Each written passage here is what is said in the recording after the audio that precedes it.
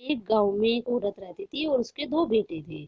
और उसके साथ में एक गाय भी रहती थी, जिस गाय से उनके घर का पूरा खर्चा चलता था और गांव वाले सब लोग उसी से ही दूध लेते थे। तो ऐसे ही उसका दिनचर्या चलता रहा। एक दिन उसका बेटा जो है गाय चराने जाता है और बेटे उसके कोई काम नहीं करते थे। तो दोनों बेटे उसके गाय चराने जाते हैं। तो एक महिला मिलती है, वो कहती है, बेटा आपकी शादी नहीं हुई? वो कहते नहीं। तो घर गांव का सरपंच आता है, वो कहता है कि ये गाय चराने जा रहे हो? जी, वो कहते हैं हाँ जी, हम गाय चराने जाते हैं। तो वो फिर उनके घर पहुंचता है बच्चों के साथ में। तुम्हारे बच्चे ये खाली तो रहते हैं, क्यों ना इनके हाथ पीले कर दिए जाएं। तो वो कहते हैं अच्छा जी बहू जी। बहू जी बोलती है जी मुखिया जी, आप बताइए कोई लड़की हो। हाँ, मेरी नज़र में दो लड़कियां हैं, बहुत अच्छी हैं, उनसे आप शादी करा दो। ऐसे ही उनकी शादी हो जाती है। फिर वो शादी होके वो अपने घर आती हैं। और घर आके वो दुल्हन ने उसके बाद उनके घर आती है, मुंह दिखाई वगैरह सब होती है। अगले दिन से उनका काम शुरू होता है।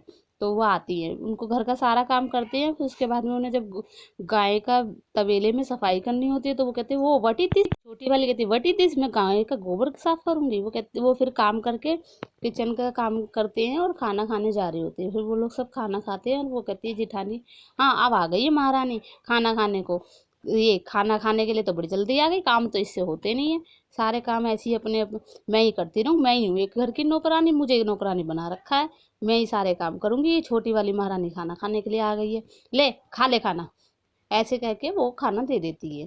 फिर वो आती है, गाय का तबेला साफ करती है अकेली।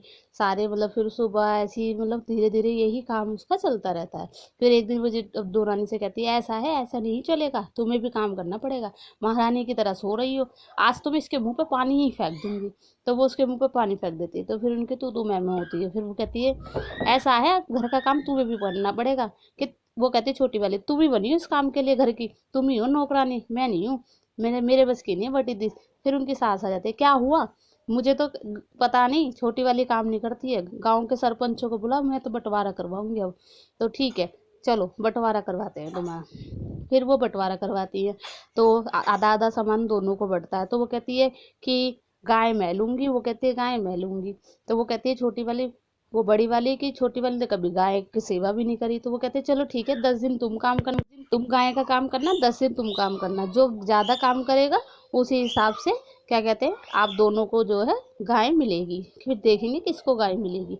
ऐसे ही चलता रहता है उनकी, फिर तू मैं भी चलती रहती है। इस तरीके से उनकी ये सारी बातें चलती रहती है। धीरे धीरे धीरे धीरे फिर उनको लगता है कि अब मैं काम करूँ गाय का। फिर वो कहते हैं मैं करूँ। चलो देखते हैं, अब हम हमारा बंटवारे की बात तो हो ही गई है, हम गांव वालों ने हमारा बंटवारा करने की तो कह ही दी है। तो अब हम आगे जो है अपना अपना काम भी शुरू करते हैं। तो फिर वो गाय का काम शुरू करती है। तो वो छोटी वाली आती है गाय के पास, वो देखती है, ओह मुझे तो अब इस गाय गाय की सेवा करनी पड़ेगी। अगर नहीं करूँगी तो इतना सारा पैसा कहाँ से आएगा, क्योंकि हमारे तो सारा काम गाय के दूध से ही सारा खर्चा चलता है। तो छोटी वाली आती है, सोचती है नहीं भाई करना तो पड़ेगा। तो गाय का गोबर वो साफ करती है, गाय फिर और गोबर कर देती है, फिर वो साफ करती है, फिर और गोबर कर देती है। वो कहती है व्हाट इज दिस, मेरे बस की नहीं गाय का काम करना। फिर ऐसे ही वो बड़ी वाली आती है, वो दूध निकालने के लिए, गाय उसके लात मार देती है, वो चारा खिलाती है, फिर गाय उसके लात मार देती है। ये दोनों कहती है हमें नहीं चाहिए गाय वाय, हमारे बस की नहीं है, हम तो साथ ही रह लेंगे और साथ साथ रह के अपने सुखी जीवन बिताएंगे, हम एक साथ रहेंगे। इस तरीके से वो लोग एक साथ रहेंगे और आप सबको भी इसी तरीके से एक साथ रहना चाहिए। ओके।